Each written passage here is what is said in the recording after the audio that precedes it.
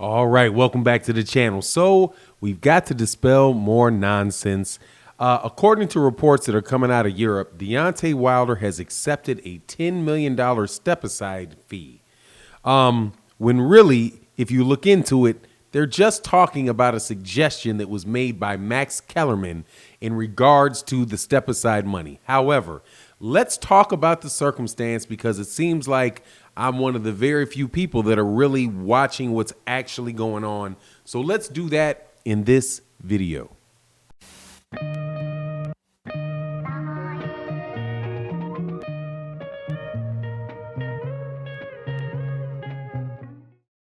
All right, welcome back to the channel. So there has been day in and day out speculation about Anthony Joshua and Tyson Fury having a fight. Eddie Hearn has said that there are people that approach them with money, saying that they would be willing to pay for that fight. I am 100% sure that Eddie Hearn is telling you the truth. However, Eddie Hearn will also tell you that there are no hurdles to that fight that are of his making. But when you speak about Frank Warren and Bob Arum both know, and anybody with common sense knows, that there is major hurdles to that fight, specifically Deontay Wilder having a rematch clause for Tyson Fury, right? People want to blow off the cheating that took place. They want to blow off, then they want to blow off all of the other nonsense around Tyson Fury and what his sparring partner said. And even they want to blow off the actual legitimacy of a contract, right? And just believe that it just expired in the middle of a pandemic and there's just, hey, tough go on Deontay Wilder. Hey, everybody else in the world needs to be bailed out from this pandemic, right? But Deontay Wilder must be held to the letter of his contract. It's plain English, right? They were going to fight on December 5th. Did that fight ever happen? No, that fight didn't happen, just like I told you.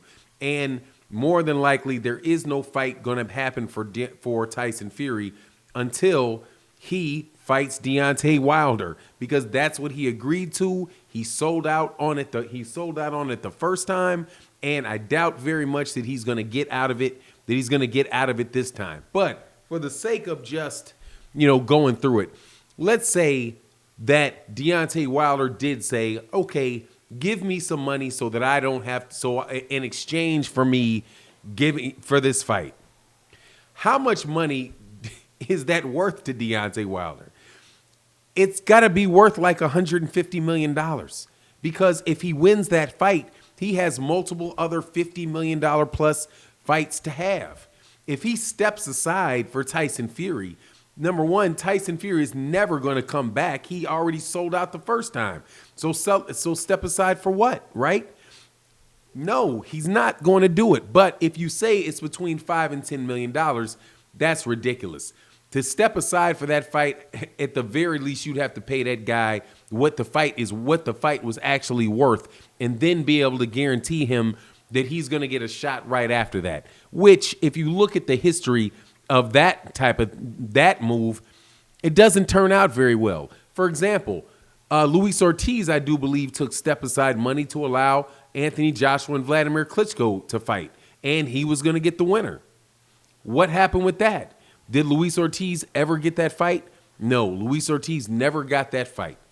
Those type of things just go away once you just write away your rights that you negotiated in your fight. So, sorry, I don't see that happening. But even if there was a negotiation for that, where would that take place?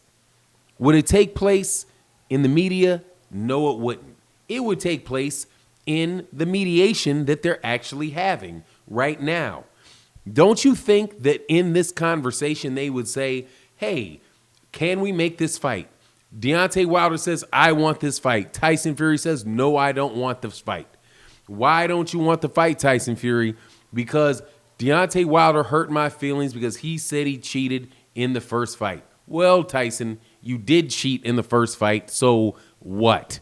You know what I mean? Like, every time I go through this, what could possibly be happening in this mediation, that's what it sounds like.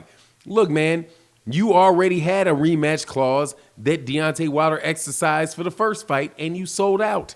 And now you're selling out on another one? claiming that the contract is expired when we're in the middle of the pandemic because you think that he said something that was damaging to your reputation when we can clearly see all of these pictures and all of this stuff?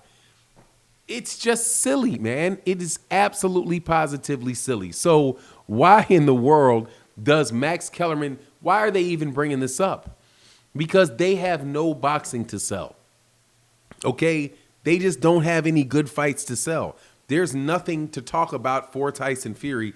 There's nothing to talk about for Anthony Joshua. If they're not talking about fighting each other, who are they talking about fighting?